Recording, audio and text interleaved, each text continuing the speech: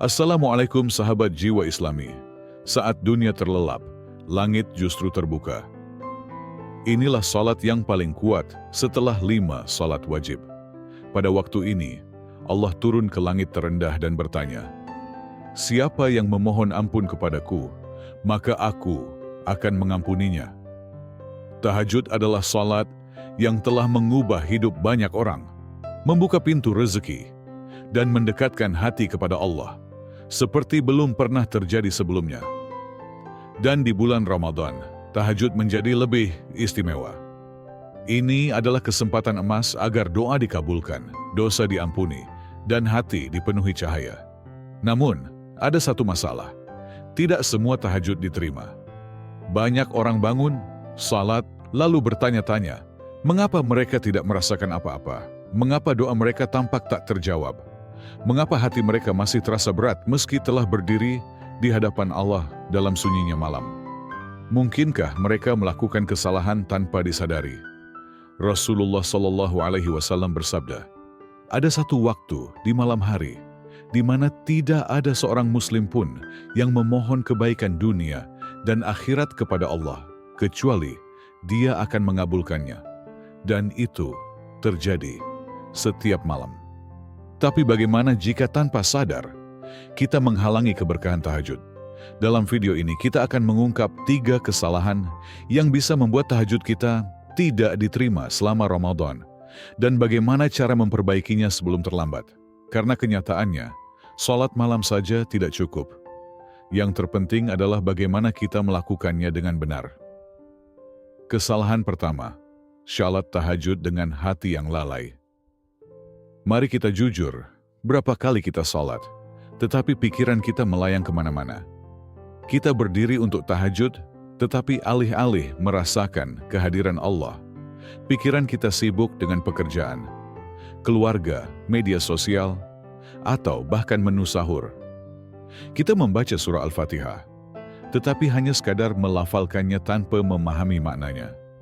Kita menyelesaikan salat, tetapi bukannya merasa tenang, kita malah merasa hampa. Lalu kita bertanya-tanya, mengapa saya tidak merasakan kenikmatan spiritual tahajud? Mengapa rasanya hanya sekadar rutinitas? Jawabannya, karena hati kita tidak hadir sepenuhnya. Rasulullah SAW bersabda, ketahuilah bahwa Allah tidak menerima doa dari hati yang lalai dan tidak khusyuk. Itu berarti ketika kita berdiri di hadapan Allah di malam hari, tetapi hati kita sibuk dengan hal lain, maka salat kita belum sempurna. Bayangkan ini, Anda sedang berbicara dengan seseorang yang sangat penting, tetapi selama percakapan, Anda justru sibuk dengan ponsel. Tidak benar-benar memperhatikan, apakah orang itu akan merasa dihargai? Tidak. Lalu mengapa kita melakukan hal yang sama kepada Allah? Allah mengingatkan kita dalam Al-Quran, sungguh beruntunglah orang-orang yang beriman, yaitu mereka yang khusyuk dalam salatnya. Al-Mu'minun ayat 1-2. Itu berarti tahajud bukan hanya soal bangun di malam hari dan berdiri dalam salat. Ini tentang berdiri dengan ketulusan, kehadiran hati, dan kerendahan diri. Cara memperbaikinya.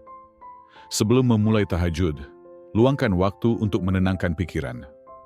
Duduk sejenak dalam keheningan, tarik napas dalam-dalam, dan sadari bahwa Anda sedang berdiri di hadapan Sang Pencipta. Bacalah ayat-ayat dengan perlahan dan renungkan maknanya. Jika tidak memahami bahasa Arab, cobalah merenungi terjemahannya. Jauhkan diri dari gangguan sebelum memulai. Jika sebelumnya Anda sibuk dengan ponsel atau urusan duniawi, berilah waktu bagi diri Anda untuk mengalihkan fokus kembali kepada Allah. Karena kenyataannya, jika tubuh kita berada dalam salat, tetapi pikiran kita melayang ke tempat lain, maka kita hanya melakukan setengah dari salat. Kesalahan kedua, Anda berdoa untuk perubahan, tetapi tindakan Anda tetap sama. Ada satu hal yang banyak orang tidak sadari tentang tahajud. Ini bukan hanya tentang bangun dan salat, tetapi juga tentang apa yang Anda lakukan sebelum dan sesudahnya.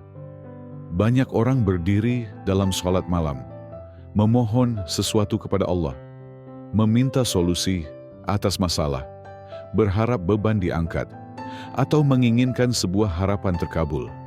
Tetapi setelah sholat selesai, mereka kembali menjalani hari seolah-olah tidak ada yang terjadi. Mereka lupa memperbaiki tindakan, lupa menjaga lisan, dan lupa menyucikan hati.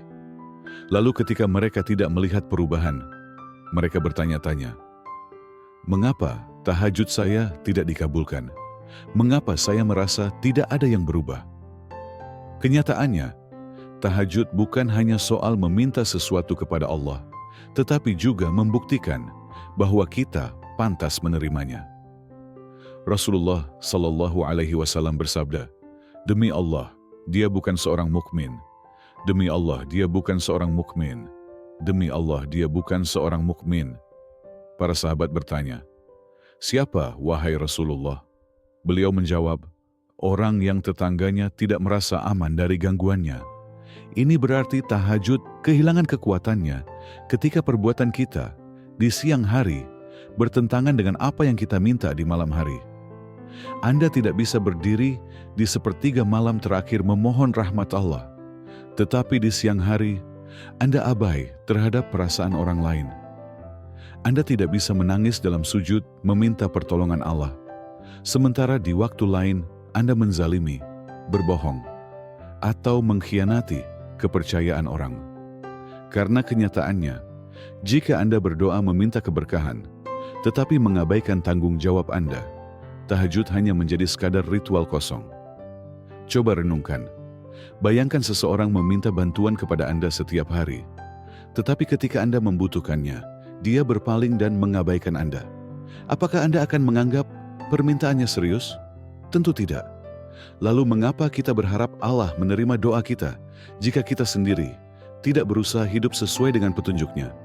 Jika Anda ingin tahajud benar-benar membawa perubahan, Anda harus berusaha di luar salat juga. Jika Anda meminta petunjuk, mulailah mengubah kebiasaan Anda. Jika Anda meminta ampunan, berhentilah mengulangi dosa yang sama. Jika Anda meminta kesuksesan, jauhilah segala sesuatu yang haram yang bisa menghalangi rezeki Anda. Karena kenyataannya, Anda tidak hanya berdoa untuk perubahan, Anda harus menjalani hidup dengan cara yang menyambut perubahan itu. Kesalahan ketiga, Anda memperlakukan tahajud seperti transaksi, bukan koneksi. Salah satu kesalahan terbesar dalam tahajud adalah menjadikannya sebagai tawar-menawar dengan Allah. "Ya Allah, aku sudah salat, sekarang berikan apa yang aku inginkan."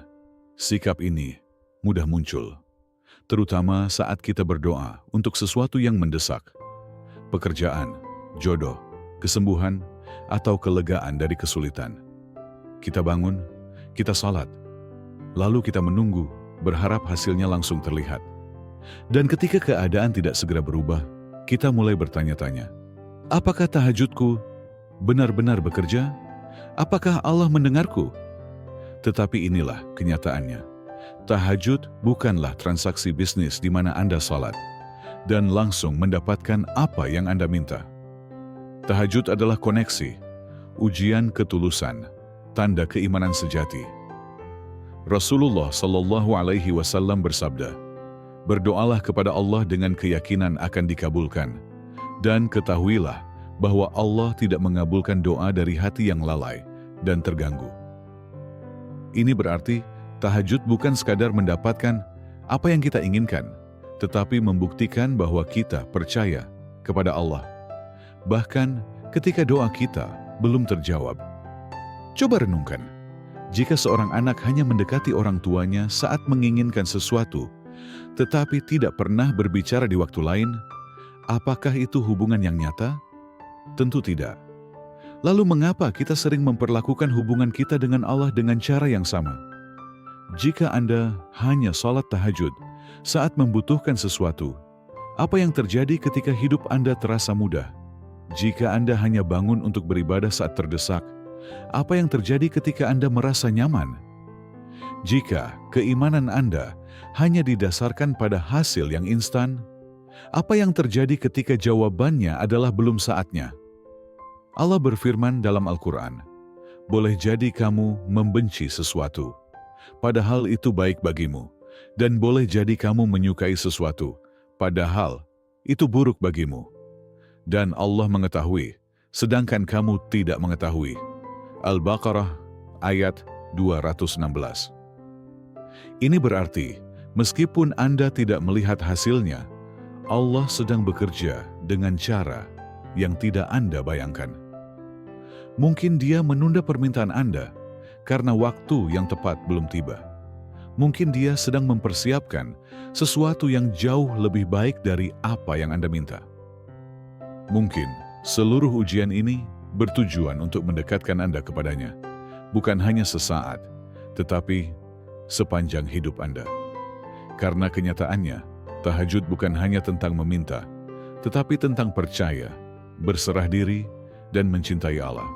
Bahkan ketika segalanya tidak berjalan sesuai rencana. Saudara dan saudariku yang dirahmati Allah, tahajud bukan sekadar salat biasa. Ini adalah keistimewaan. Ini adalah saat di mana pintu rahmat terbuka, saat Allah paling dekat, dan saat doa bisa mengubah takdir. Tetapi agar tahajud benar-benar mengubah hidup Anda harus mendekatinya dengan cara yang benar. Jangan biarkan gangguan merampas keindahan salat Anda. Hadirlah sepenuhnya, fokuskan hati, dan sadari bahwa Anda sedang berdiri di hadapan Dia yang mengendalikan segalanya. Jangan berdoa untuk perubahan, tetapi menolak untuk berubah. Perbaiki kebiasaan, karakter, dan tindakan Anda, karena iman sejati bukan hanya soal kata-kata, tetapi juga usaha. Jangan perlakukan tahajud seperti transaksi. Sembahlah Allah dengan tulus, bukan hanya untuk mendapatkan sesuatu, tetapi karena Anda percaya pada kebijaksanaannya. Baik jawabannya ya, tidak, atau belum saatnya. Rasulullah SAW bersabda, Tuhan kita turun ke langit dunia setiap malam pada sepertiga malam terakhir.